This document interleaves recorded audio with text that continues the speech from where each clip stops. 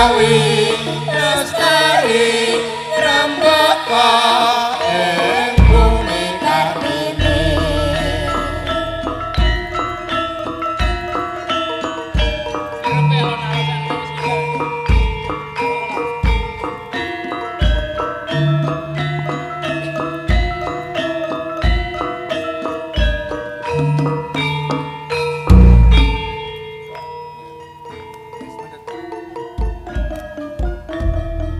Assalamualaikum warahmatullahi wabarakatuh. Selamat malam, sugeng dalu kagem tamu kakung miwah putri kang kula hormati.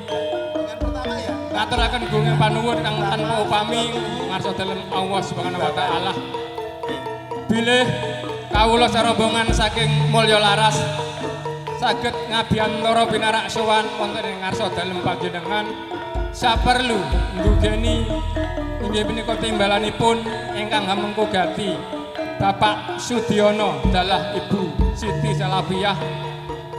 Ing wekdal dalu menika sampun netepi darmaning sepuh inggih menika nikahaken putra putrinipun inggih menika Roro Mas Ayu.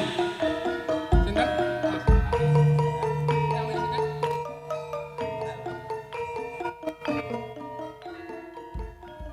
Mas Ayu Anis dalah Mas Bagus Dika.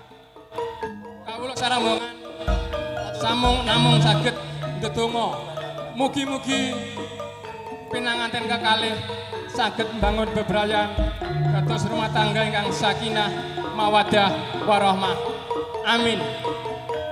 Kintenipun sampun dumawah titi wanci kawula panjenengan sami suka parisuka kalian mulya laras sing legitur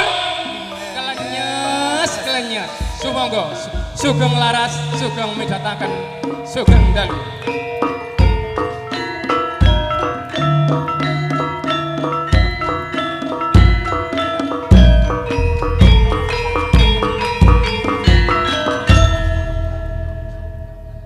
Nggih, maturun sanget kula wau pambuka ingkang katuraken dumateng Bapak Juliono.